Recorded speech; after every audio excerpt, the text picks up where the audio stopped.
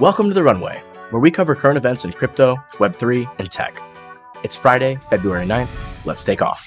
All right, first up, Kraken obtains Dutch license, expands crypto services in Europe. Obtaining the provider license is a step in Kraken's plan to broaden its European footprint. Kraken acquired Dutch crypto broker BCM last October, and now with a virtual asset service provider VASP registration from the Dutch Central Bank, it's set to grow in the Dutch market. The Netherlands offers a promising market for Kraken, with about 20% of its citizens owning cryptocurrency. Kraken's move aligns with its goal to tap into Europe's high fintech adoption rates. Despite facing a lawsuit from the U.S. Securities and Exchange Commission for allegedly operating without proper registration, Kraken has maintained that the lawsuit has not impacted its business operations. This is a good contrast to see, what's happening in Europe versus what's happening here in the US. And it's nice to see a lot of these companies expanding all over the world. I think you can see the animosity against the US SEC here. Meanwhile, that European countries like the Netherlands are looking to gain market share and gain the benefits of this new and emerging technology.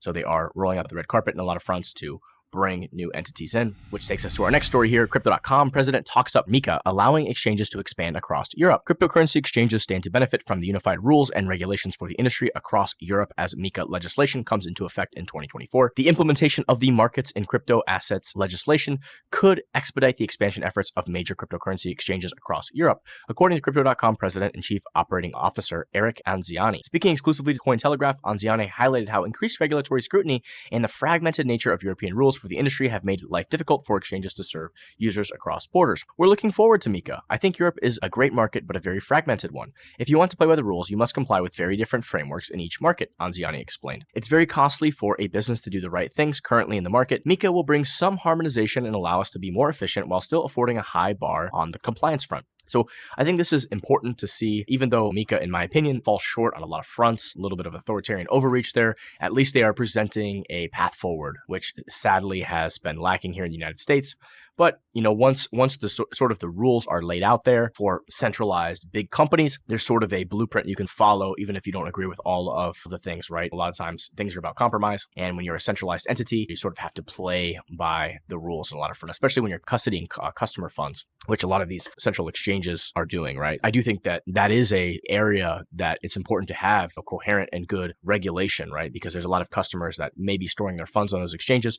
We talked about this yesterday with South Korea and some of their stuff that they're requiring, and I think that's largely a good thing, right? So if you're requiring these exchanges to have insurance on customer funds, I think that's fantastic. If you're requiring the use of cold storage, I think that's a nuanced view that is sadly lacking, at least here in the United States with our regulators, right? Fraud and all these things are, of course, illegal, and I think they should continue to be prosecuted. But cryptocurrency and Web3 is not like every other industry, right? It's not like everything else. You can't just fit a square peg into a round hole, right? So it's nice to see some normalcy and regulatory clarity, even if it's not the best regulatory clarity. At least it's something to start with, which will take us to our next article here. New York Attorney General expands crypto lawsuit, sees $3 billion fraud. New York Attorney General Letitia James on Friday expanded her lawsuit against Digital Currency Group and other cryptocurrency defendants, tripling the size of their alleged fraud scheme to more than $3 billion. James had in October sued DCG, its Genesis Global Capital Unit, and Gemini Trust, the exchange run by twin brothers Cameron and Tyler Winklevoss. She claimed they caused more than $1 billion of losses by misleading investors about the Gemini Earn program, which let customers lend crypto assets to Genesis in exchange for a high rate of return. The Attorney General said it had become clear as more investors came forward that the scam perpetrated by DCG through Genesis also ensnared investors who sent money directly to Genesis and were falsely assured their money was safe. I'm just not buying this sort of viewpoint from this corrupt politician, in my opinion, Letitia James. When you join these different programs, you sign an agreement that you realize that your funds are going to be rehypothecated, right? So they're going to be lent out. And when you're lending funds, right, these are not funds that were just sitting in a wallet on the platform, right, like FTX, where that was supposed to be their wallet. They didn't agree to any kind of deal. They weren't lending their funds to any entity. They weren't trying to earn yield on those funds. But when you are getting yield for the use of your funds, there is an inherent risk there, and you are being rewarded for that risk, right? You're being compensated. So I'm not buying this whole narrative that she's trying to spin here, that people can't make their own decisions and suffer the consequences, right? DCG said Friday that James's lawsuit was baseless and that it expects to win in court. I agree here. Once you enter these programs, you sign an agreement that, hey, your funds are going to be lent out. That's where the yield is coming from. Maybe they don't know exactly where the yield is coming from, but this idea of a risk for the return is definitely communicated with these things. Having used them myself before, whether it's BlockFi or these different things, going into them, you know that there is a risk there. You sign an agreement that, hey, hey, these funds are going to be, utilized for something, and you're going to get a part of that reward in a yield. Same thing with a loan, right? If a bank gives a loan, there is a risk that that loan could not be repaid. And that's why there is interest in APY and all these different things. Same thing with credit cards, right? It's just part of the game. Genesis is shutting down after filing for bankruptcy in January 2023. Late Thursday, it reached a settlement with James's office, agreeing to pay on her fraud claim so long as it fully repays customers through the Chapter 11 process. That settlement requires a bankruptcy judge's approval. Similar thing here, both Genesis and Gemini were also sued by the U.S. Securities and Exchange Commission, which said they bypassed disclosure requirements meant to protect Gemini Earn customers. Last week, Genesis agreed to pay the SEC a $1 million fine, also contingent on it repaying its customers first. I like to see this. This is good because the SEC went after a lot of these other things, and they got these $100 million settlements or whatever it was, but then who ends up getting screwed at the end? Well, it's the customers themselves, because the SEC took the money that was supposed to go to the customers, right? So it's good that they are putting this into writing here. Maybe pay attention to what you're investing in, right? There's got to be some personal accountability, responsibility, and that's clearly lacking with a lot of regulators and even people, right? So, yes, it sucks that you may have lost funds, or you did a bad investment, or you invested in the wrong stock, or whatever it is, but these are, inherently there's risk in markets, and, when you're taking a risky asset and then you are allowing someone to rehypothecate that asset for a yield to get more of that asset, there is an inherent risk there, and, you need to bear some personal responsibility for that risk. So I do think this is just ridiculous. It's just a waste of taxpayer funds pursuing this stuff. Next up, NBA sued by investors over ties to failed crypto exchange Voyager. To just sort of touch on the same theme here, just because something is advertised by somebody on television or whatever, you are still responsible to do your due diligence, right? There's been plenty of companies that have advertised over the years. There's been plenty of things that have failed. This is essential to capitalism, essential to markets, that there's going to be advertising. And the Dallas Mavericks and these different things, they should do their due diligence on, who they will accept money from. That being said, they're not an expert in all these fields, right? This is what the point of advertising is. You still, as a consumer, need to make a decision, and you still need to do your research before investing in whatever it is you use, right? Even if you see that as an advertisement on TV. This is a key theme. Personal responsibility, right? Severely lacking in our culture today in the United States. Let's go to our next story. The cold with China over AI dominance is already here. This is an opinion piece published by Newsweek. Officials from China and Russia met in Beijing this month and had a detailed exchange of assessments on the use of artificial intelligence for military purposes. The meeting confirmed the closeness of the Russian and Chinese approaches, said Russia's foreign ministry. Many analysts expect the future of AI to be Chinese. Beijing, wrote Amy Webb in Inc. in 2018, had been building a global artificial intelligence empire and seeding the tech ecosystem of the future. China, she says, is poised to become its undisputed global leader and will affect every business. China's advantages in size, data collection, and national determination have allowed it over the past decade to close the gap with American leaders of this industry, wrote Graham Ellison of Harvard's Kennedy School in December 2019. It is currently on a trajectory to overtake the United States in the decade ahead. So far, the promise of China has yet to be realized. The biggest obstacle facing China's quest for AI dominance is the availability of the world's most sophisticated computer chips, Weichert notes. Simply stated, despite great effort, China still cannot make them. China has historically been very good at copying a lot of the genius and designs of the United States, right? And part of our pro-capitalist culture and our rejection of communism, our ability to push back on, hey, get in line and follow the rules, right? I think that's really a big part of the American culture that I think can't be replicated elsewhere in the world. Maybe I'm just biased as an American. Beijing has stumbled in building a semiconductor industry despite pouring tens of billions of dollars into the effort in recent years. Semiconductors, for instance, are part of the infamous Made in China 2025 initiative, a decade-long program to achieve self-sufficiency in crucial sectors. China cannot manufacture state-of-the-art 3nm chips, which Taiwan Semiconductor Manufacturing Company has been making. TSMC, as the company is known, is the world's leader, producing some 92% of the world's sophisticated chips. So how advanced are China's manufacturers? The country's fabs can manufacture 7nm chips, which were found inside Huawei's Mate 60 Pro smartphone offering for sale last August. The chip is manufactured by China's SMIC, Semiconductor Manufacturing International Corp. China had touted a breakthrough by mass-producing 5nm chips for a new laptop from Huawei Technologies, the Qingyang L540. But as a Bloomberg News teardown ultimately revealed in January, the laptop chip was in fact made by Taiwan's TSMC in 2020, not by China's SMIC. In December, Shanghai-based NIO unveiled a self-driving chip, the Shenzhi NX9031. The EV maker will be the first Chinese car company to use a 5nm chip. SMIC believes it will be able to make 5nm chips as early as this year. If it does so, it will be with equipment from AMSL, the Dutch company with a near monopoly on the sale of extreme ultraviolet lithography systems. The Netherlands, under pressure from the Biden administration, revoked export licenses for sales of AMSL's most advanced chip-making machines to China. the revocations were late. There was a surge in Chinese purchasers of such machines. China's imports of lithography systems from the Netherlands increased 1,050% in November from the same month in 2022. China has also evaded semiconductor restrictions by snuggling chips in via live lobsters and prosthetic baby bumps, among other things. Many argue, one way or another, China will be able to obtain chips and chip-making equipment, so Washington's export bans are useless. No, they're not. They're effective because they materially slow China's progress in the race of the century. At the moment, American prohibitions on exports of chips and chip-making equipment are leaky, but they will be tightened because, as the Wall Street Journal told us in December, the chip wars are metastasizing. Semiconductors are in everything with an on and off switch. Heath Kroc, a former Undersecretary of State and chairman of the Kraken Institute for Tech Diplomacy at Purdue, told me, the U.S. and the free world cannot cede this critical industry to Chinese Communist Party, our foremost global adversary. At the moment, U.S. companies have powered China's advances in both semiconductors and artificial intelligence with $3 billion, as the House Select Committee on the Chinese Communist Party reported this month. That flow of capital will probably end soon. Why? Americans are beginning to understand what's at stake.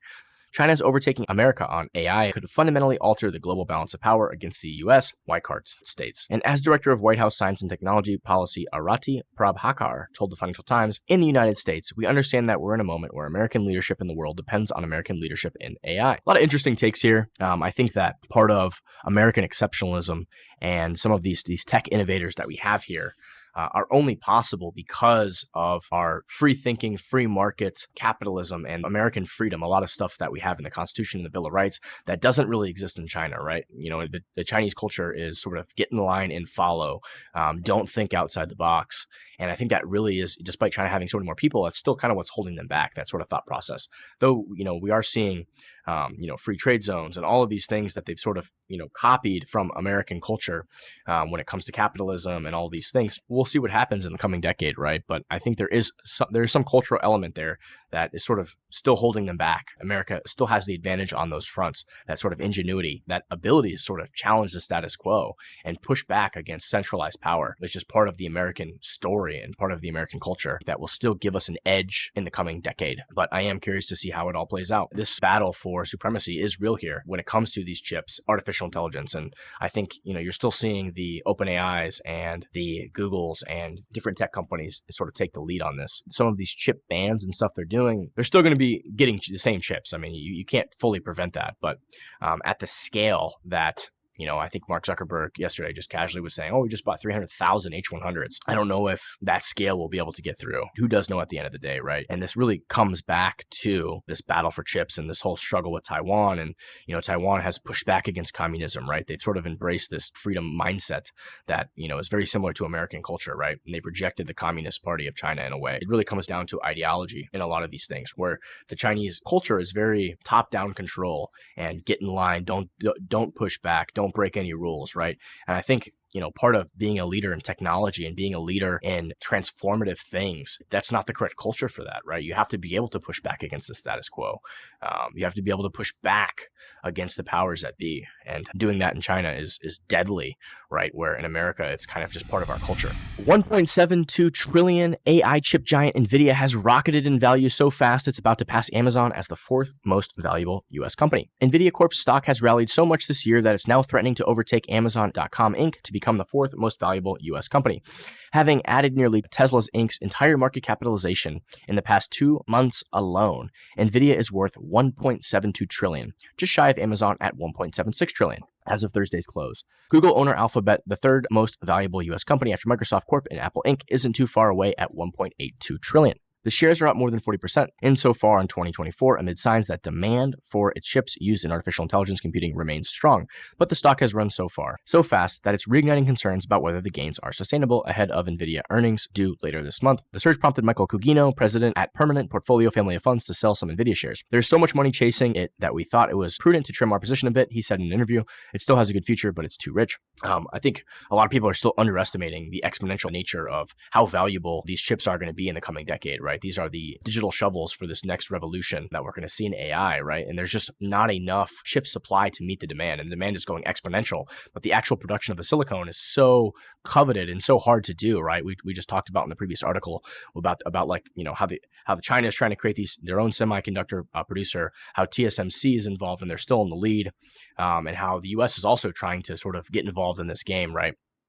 And they have a strong partnership with, TSMC, and, a lot of these American tech companies buy tons of chips from TSMC, right? So there's going to be this big battle for the semiconductor production. And a lot of this stuff is, these are huge facilities that require such a high level of scientific knowledge and know-how and innovation, and genius. And, the lasers that are used to produce these chips, they are in, the tens of billions of dollars to produce, and the cutting edge ones might be even more expensive. They're so dialed in. The laboratory process behind it all is so difficult. I don't see how the physical supply and production of these chips can keep up with the demand that we're going to see over the next decade. We've already seen Sam Altman talk about this and say, hey, we can't roll out ChatGPT features because we just don't have the chips, just don't physically exist, right? We're just getting started here, and I don't think people realize. Which brings us to, in my opinion, the story of the day, which sort of touches on all of these factors and things we've talked about in the past couple stories. Sam Altman wants to raise up to $7 trillion for his new AI chip project. Amid AI chip scarcity, the OpenAI CEO aims to build his own semiconductor factories. We're not talking millions, we're not talking billions, we are talking trillions. OpenAI CEO Sam Altman wants to raise as much as $5 to $7 trillion on a new project that would boost the world's chip building capacity. The Wall Street Journal has reported the amount is larger than the current size of the global chips market and more than the market caps of Apple and Microsoft combined. Only a handful of tech companies need a lot of AI chips, and those that do are hungry for more. Because chips are costly, well-resourced tech giants like Microsoft and Amazon are building their own in-house. Leaders in the tech industry have long complained about shortages of NVIDIA's $40,000 H100 chips, the most powerful AI chip on the market. Right. And we're talking about one microchip for $40,000, right? Sort of the cutting edge state of the art right now. The demand is not stopping. The demand is simply growing, right? TSMC, NVIDIA, and full disclosure, I own these stocks. I don't see the demand going anywhere for the next decade, right? I think the demand is going to grow. And it's not like another party can hop in to meet this demand, right? This is something that's highly specialized. China's been trying to do this at home for 10 years now and billions of dollars. Like, you can't just throw money at the problem, right? You need the geniuses. You need the freedom to think. You need the ingenuity behind all these things. You need a culture that rewards bucking the status quo.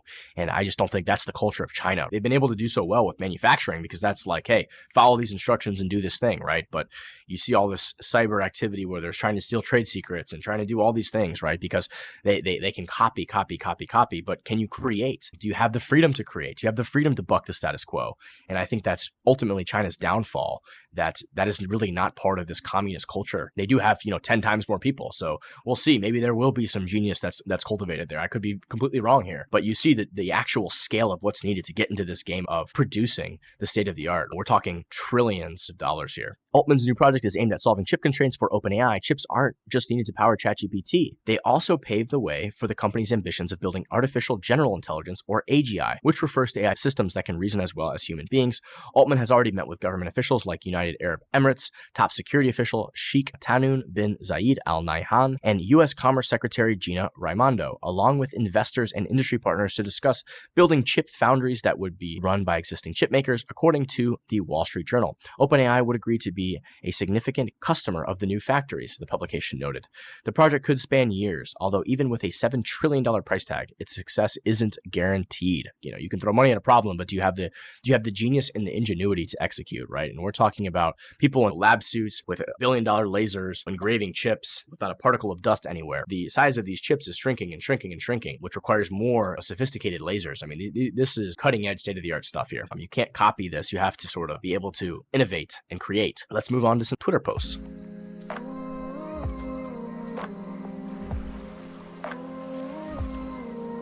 Crypto T. Thailand removes crypto trading tax to position itself as a digital asset hotspot.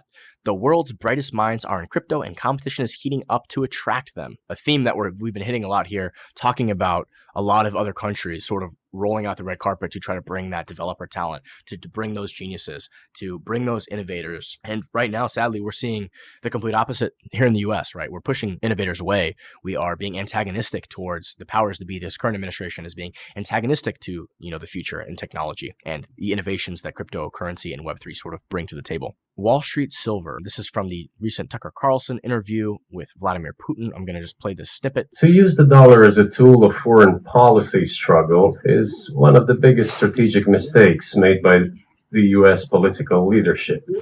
The dollar is the cornerstone of the United States power, but they won't stop printing. What does the debt of $33 trillion tell us about? As soon as the political leadership decided to use the US dollar as a tool of political struggle, a blow was dealt to this American power. I would not like to use any strong language, but it is a stupid thing to do and a grave mistake. Look at what is going on in the world. Even the United States allies are now downsizing their dollar reserves. Seeing this, everyone starts looking for ways to protect themselves. But the fact that the United States applies restrictive measures to certain countries, such as placing restrictions on transactions, freezing assets, etc., causes great concern and sends a signal to the whole world. Do you even realize what is going on or not? Does anyone in the United States realize this? What are you doing? You are cutting yourself off. All experts say this. Ask any intelligent and thinking person in the United States what the dollar means for the US. You're killing it with your own hands. I think he raises some really good points here. When you weaponize the dollar, you have this bullet in your chamber. You can sort of use that bullet one time, and then other countries, people, they don't want a politicized reserve currency for the world. If you sort of use that power to enforce what you're doing, you risk alienating parts of the world and half the world in general, right? And even our own allies who might agree today, maybe tomorrow there's a disagreement, and it sort of creates this air of, are these dollars really ours, right? If they can be taken from us, if they can be seized, if they can be weaponized, are they really our dollars? Is it really this neutral reserve asset for the world? The U.S. depends on people treating these bonds and the U.S. dollar as this, sort of reserve, collateral, when that's constantly being weaponized for conflict over here or conflict over there. The power of that, goes away. You can use it once or twice, but fool me once, shame on you. Fool me twice, shame on me, right? So a lot of these countries are not going to hold reserves in dollars. They're going to hold gold, or they're going to hold Bitcoin, or they're going to hold other things, right? That can't be seized and weaponized. The world already puts up with the U.S. printing money and sort of slowly stealing wealth from its own citizens, but also from the world, right? So will it also put up with funds and reserves being stolen and seized? Not justifying any kind of conflict, whether it's here or there.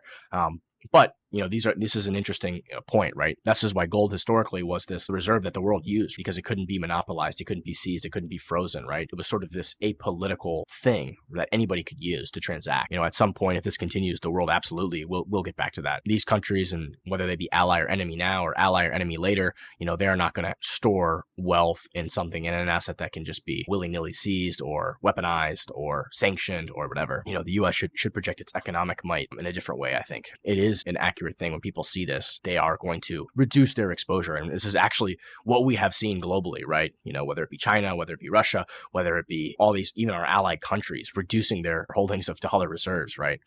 Steve Barber, good morning. The Bitcoin network eats waste energy for breakfast. 6 more cash generators mine Bitcoin using methane that would otherwise be vented and flared on a Saskatchewan oil well. So this is in China. Let me pull up the picture here. A lot of times what these pipelines and what these wells are doing is they are just literally flaring a percentage of methane that can't be used or captured into the atmosphere, right? And methane just going directly into the atmosphere is actually horrible for the atmosphere. So this is a unique problem, and Bitcoin mining offers a unique solution, right? And I think this is super important, and this is not talked about enough, but Bitcoin miners can literally send these little shipping containers to these remote locations and remote sites.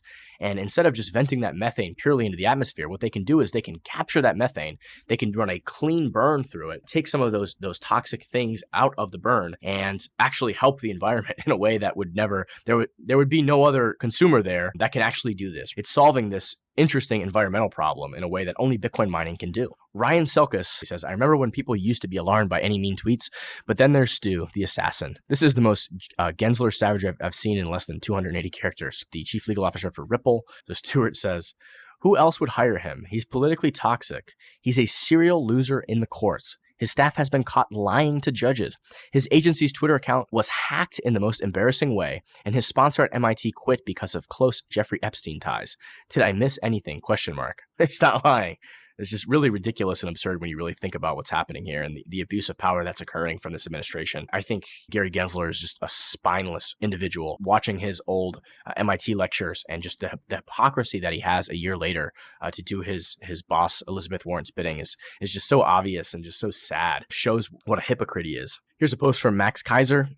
this is the design. So it sort of talks about Bitcoin's halving, and this is like kind of like the mathematical formula. It shows the number of halvings that are occurring, it shows the number of blocks between halvings, it shows kind of the formula here for how the halvings occur, right? So it's just this idea of monetary inflation being put into math and being explained through a simple, elegant equation. They say this formula isn't completely accurate, right? It's off by 2 million Satoshis at the end of the day. After the final halving, it's going to be off by just like 0.00001% or whatever. I mean, but it's a pretty damn good accurate approximation of Bitcoin's halvings. We're talking about 1/50th of a Bitcoin. It's going to be off by 2140 or whatever. I mean, kind of silly. So this is a very good approximation of the exact monetary schedule. And finally, we'll end up with a post from Daniel Batten here. And this is a Dennis Porter live at the Missouri House of Representatives today. They're talking about this new legislation called HB 40 or something. And basically all this bill does is just saying, hey, we're not going to discriminate against this business or this activity, right?